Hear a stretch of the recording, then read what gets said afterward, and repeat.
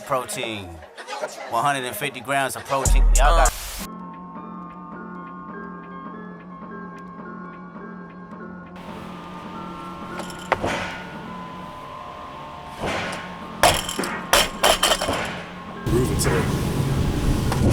Alright, so welcome to another video. It is Tony Ashford, aka Where I Lift. This is vlog number 5. And if you've been following along, you know we've already done the qualifier, and I just showed you a couple clips of that. It's kind of uneventful. My energy was pretty off that day. Hit the numbers, but I just wasn't in the mood to talk, so that's why I just kind of showed it the way I did. But I'm trying to get more structure to these vlogs. And of course, we got Matt here again, as always. Yes, sir. Get some good numbers to you. I'm trying to get more structure, so this week I want to focus on the idea of working out versus training. Now I'll discuss it and bring kind of like something different to the topic each day. That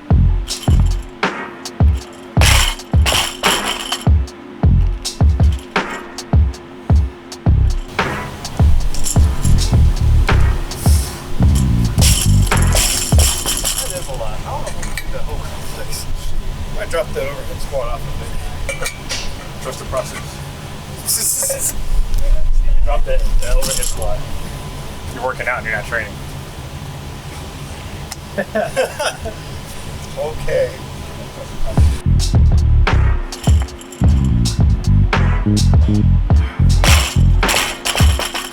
Moving today.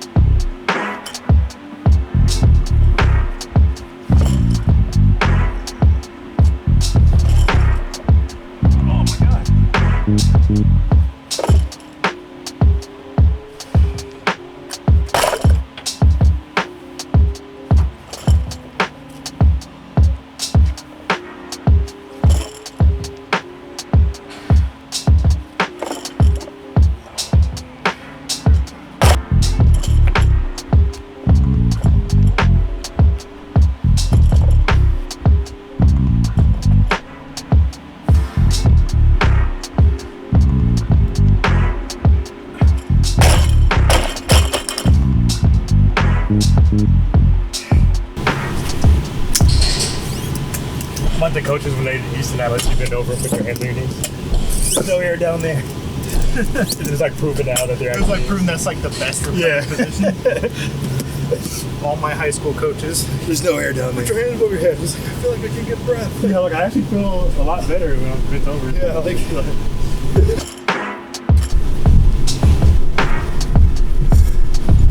How long came before I tweak out?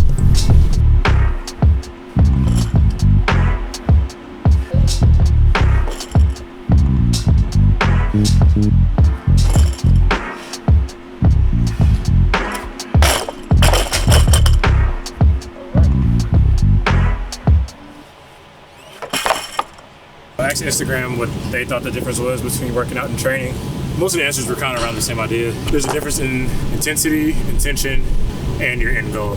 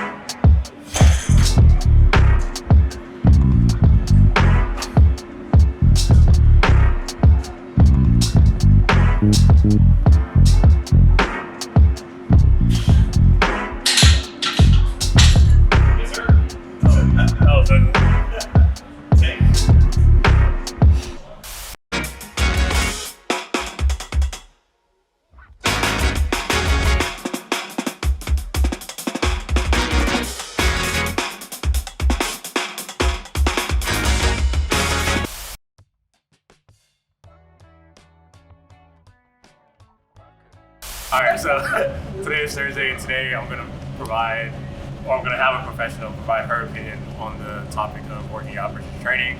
As I've already said, this is my 10-year mark of fitness, and I've only felt like I've been training for 3 years out of those 10, and that's when I started making progress. The 3 metrics I'm going off of is intensity, intention, and your end goal, or like your end game, and what you're doing, what you're in the gym for. But let's start by introducing you. Yeah, I'm Nicole. I'm a captain in the Army at Fort Riley. I am on 2nd Brigade's H2F team. More importantly, he says I'm about a man, but more importantly, my husband is a strength and conditioning coach. He's got his USAW. So most of what I've learned from him. I'm the type of athlete that I'm completely uncomfortable now, and I know that.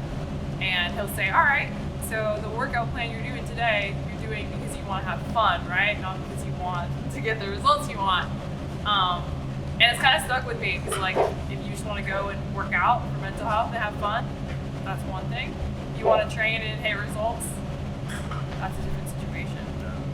So, I guess before we get into like your super professional opinion, when did you start working out, or like how long have you been working out?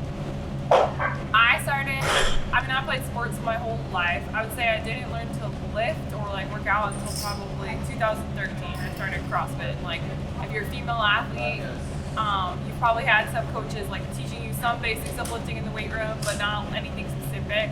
I would say I didn't really like get into lifting until 2013. So I guess I'm at my 10-year mark. Oh, dang. There you go. That's a coincidence. So do you feel like you went through periods of training versus working out, or that? Yes, it's such a good question. So I started off doing CrossFit. I did CrossFit for the first 5 years. And if you're in a really good gym, then you've got really good programming. Someone's periodized it for you, and someone's built it with intention. If you're not in a good gym, then you're doing whatever workout of the day is planned. And like, even if my body felt like garbage, I'm still gonna rally because that's the plan, right? So kind of get in this habit where you're not really listening to your body, and you're trying to put forth whatever effort. And I was like waking up right, feel like injured. You got these like aches and pains, and it's like a stretch out, warm up. Yep.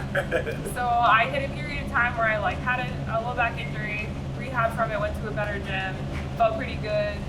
And then I switched probably 2019. I got more into like hypertrophy training, bodybuilding style, and then I did that. Probably hit peak fitness, I would say, and then had a baby last year. And now coming back has been interesting. I've had to do true strength and conditioning program to like get well-rounded. So that's what I'm doing now, is like a true strength and conditioning program. Okay. So then what's the difference between working out and training in your opinion? Working out and training. Working out is doing whatever you feel like. Yeah. That's a lot of people on Instagram say, in the gym.